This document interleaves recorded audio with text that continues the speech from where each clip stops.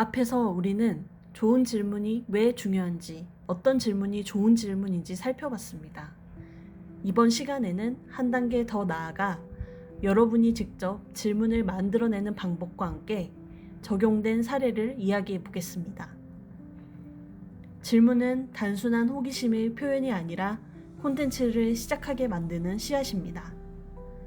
좋은 질문을 만드는 가장 쉬운 첫걸음은 내 생각을 짧게 리뷰로 정리하는 것입니다. 책을 읽거나 영화를 본 후 또는 일상의 작은 경험 속에서도 내가 느낀 핵심 메시지는 무엇인가를 한 줄로 적어보는 훈련을 해보세요. 제가 직접 기록했었던 메모 몇 가지 예시를 보겠습니다. 책 미움받을 용기를 읽고 북적북적이라는 앱에 소감을 기록해 두었습니다. 세상은 단순하고 인간은 변할 수 있다. 필요한 건 변화할 수 있는 용기다. 영화 죽은 시인의 서예를 보고 기록한 메모입니다. 오늘을 살라는 말이 결국 삶의 본질이다.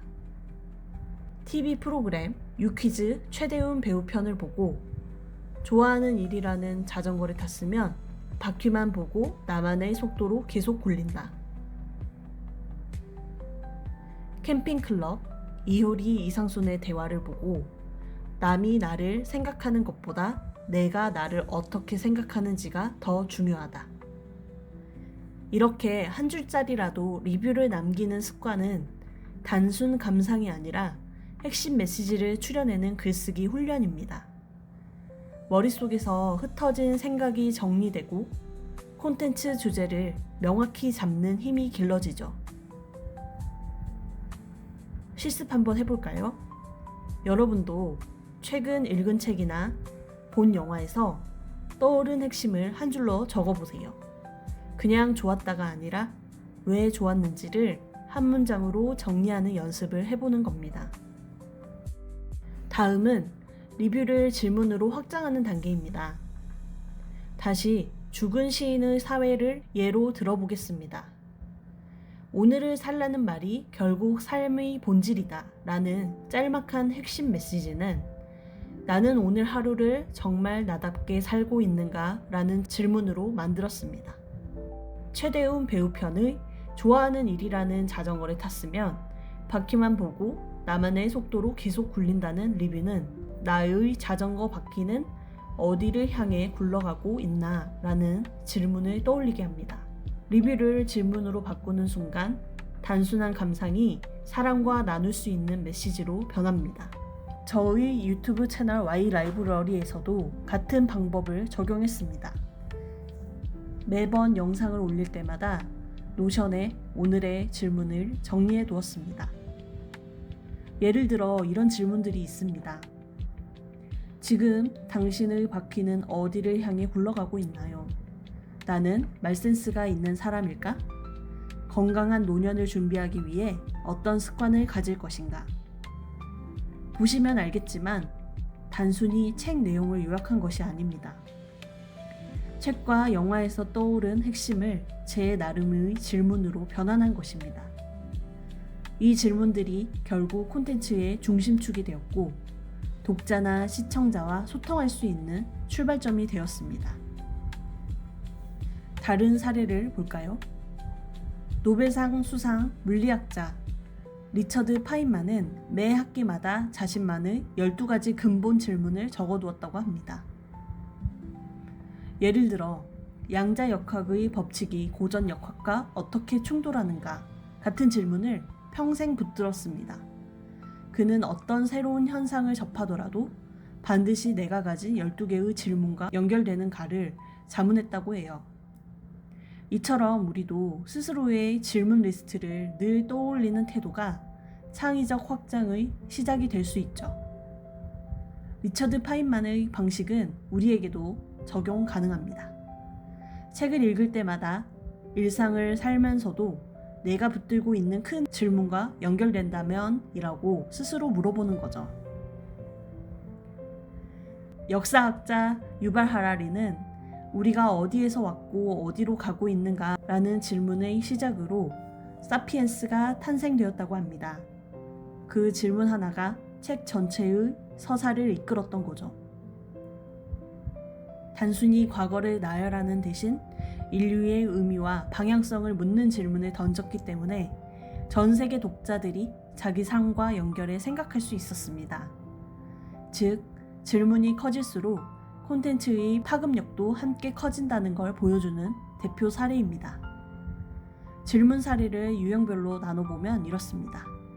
행동을 시작하지 못하는 이유는 뭘까라는 책에서 얻은 질문은 개인의 경험으로 확장이 가능합니다. 어떤 노년을 꿈꾸고 있는가라는 영화에서 얻었던 질문은 보편적 공감 주제로 확장을 할 수 있었죠. 나는 대화할 때 정말 경청하고 있을까라는 일상에서 얻은 질문은 시청자의 자기 점검으로 연결됩니다. 즉, 출발은 달라도 질문으로 연결되면 확장성과 공감력이 생깁니다. 여기까지 보시면 몇 가지 의문이 들 수 있어요. 한번 살펴볼게요. 좋은 질문을 매일 떠올리기가 힘들어요. 어떻게 해야 하나요? 작은 것부터 시작하세요. 오늘 하루 기억나는 장면을 한 줄로 적고 그걸 질문으로 바꾸는 겁니다. 왜 이 장면이 내게 중요했을까라는 식으로요.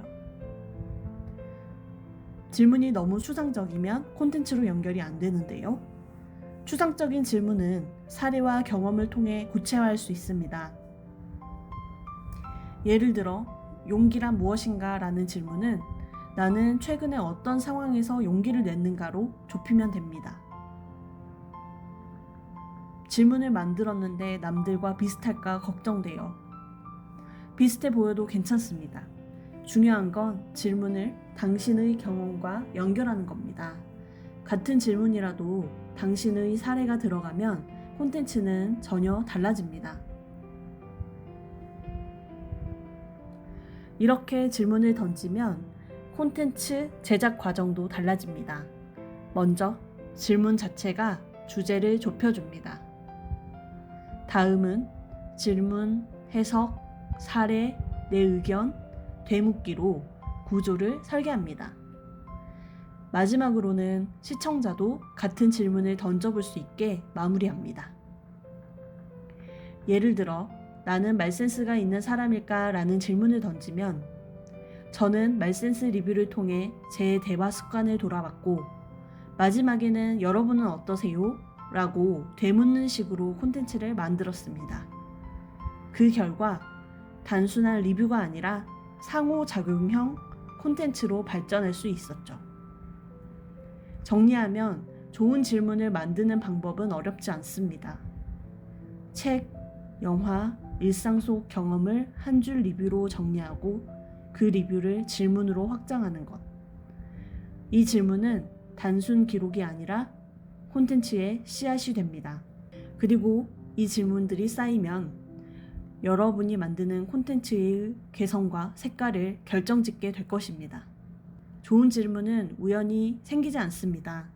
꾸준히 훈련하면서 여러분만의 질문 데이터베이스를 만들어 보시길 바랍니다. 바로 여기서 시작해요. 와일라이브 러리